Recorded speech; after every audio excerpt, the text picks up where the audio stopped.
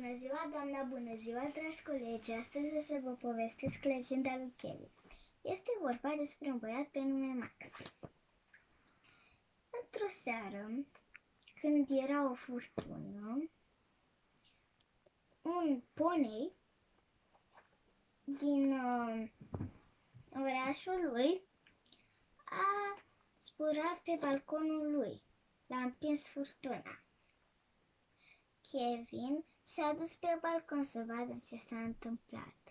A văzut că era rănit la aripioară. A pus mâna, dar poneiul a zis au! Și Max nu știa de ce vorbește. Era un ponei magic și zburător. Era un unicorn. L-a dus înăuntru, i-a pus o pătură ca să nu-i mai fie frig. El se lovise cu aripa de el, de bloc. Max era la ultimul etaj. Lui Kevin îi plăceau iarba, biscuiți cu cremă de vanilie, biscuiți normali, napolitane roz, napolitane și multe altele și mere. Așa că preferații biscuiți al tatălui Max erau cei cu vanilie. Așa că s-a dus pe furiș, a luat 3 biscuiți cu vanilie, dar sora lui l-a prins. Era mai mare, era 8-a. Și îi plăcea întunericul de când s-a dus cu școala să viziteze acolo la Dracula. Și de atunci.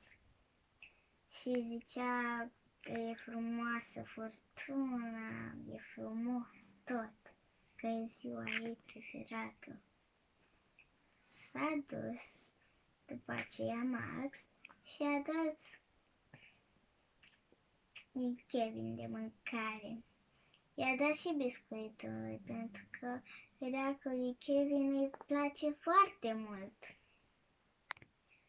Kevin a dormit cu Max. Și a doua zi, Max le-a spus părinților că avea un ponei rotofei în cameră. Ei se uitau la știri pentru că a plouat și nici nu ascultau. A fost o ploaie și era foarte mare. Erau băți peste tot, dar n-a fost inundată apartamentul lui Max. Vecinii au escaladat blocul ca să ajungă. Era o scuză ca să-și folosească pentru escaladat.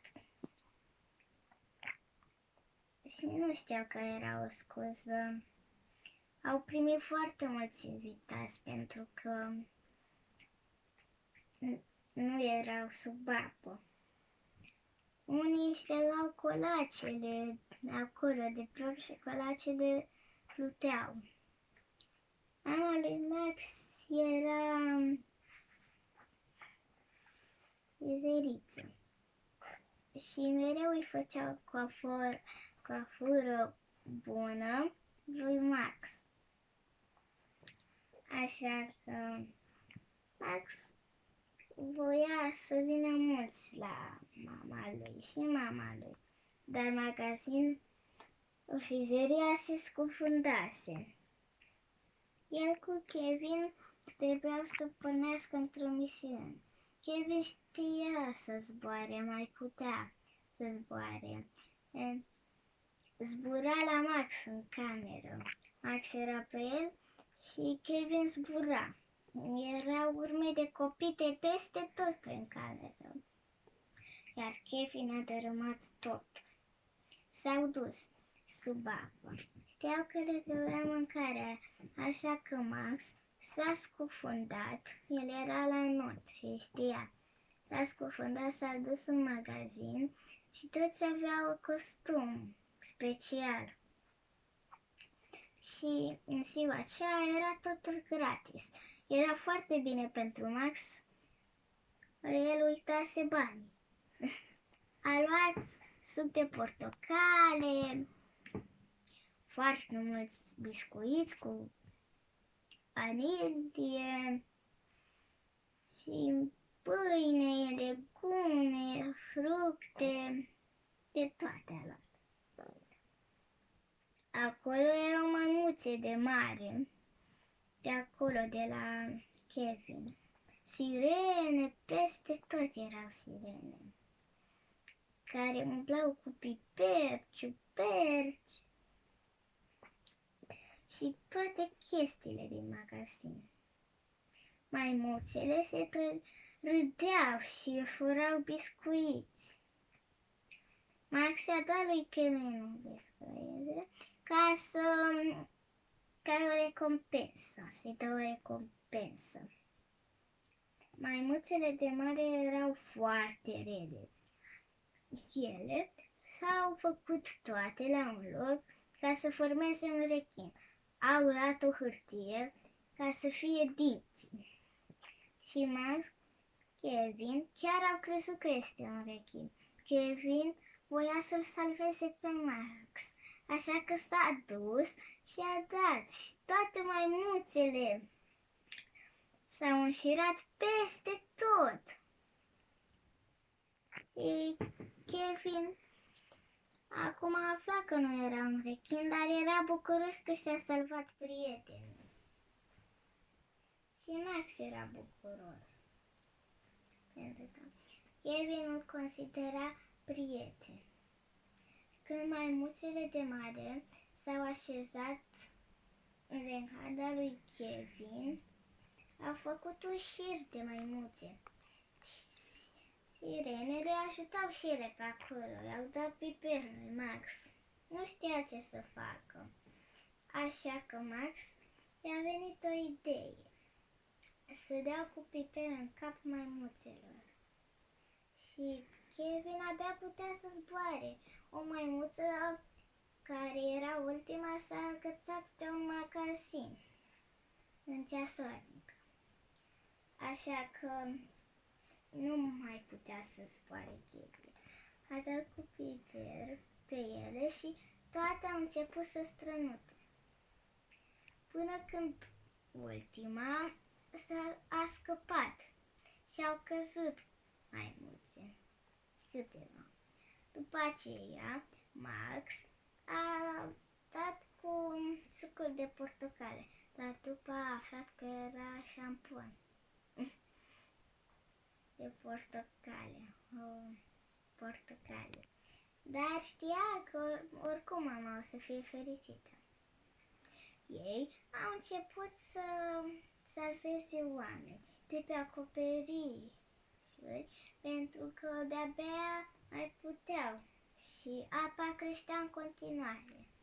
Îi duceau acasă la Kevin, unde locuia și Max, pentru că Kevin stătea acolo și pe toți îi duceau. Până când au salvat și primărița. A zis că a chemat un elicopter, dar maimuțele acelea de mare au umblat peste tot pe la butoane până când s-a destrămat. Așa că au dus-o și pe ea. După aceea, directorul școlii lui Max era pe acoperiș. Maimuțele de mare tot făceau acolo chestii, râdeau de el, aveau și un afiș care zicea că școala e proastă și râdeau. El așa că s-au dus. Mai avea șampon. Și Kevin a spus că maimuțele urau să fie furate. Directorul de-abia suporta ce miros. Era și apă acolo, era maimuțe. Era maimuțe de mare. Max le-a pus șampun în cap și au devenit toate curate. L-au luat pe director și l-au dus pe acoperiș. Directorul a mulțumit lui Max și a zis că o să stea o săptămână fără teme. S-au dus acasă și toată lumea era fericită. Și Kevin a trebuit să se ducă acasă. L-au dus cu mașina și când Max era la școală, de-abia putea să nu se gândească la el. Dar odată s-a întors și a zis că o să se ducă când e Max la școală la el. Și așa au trăit ei împreună pe veci. La revedere!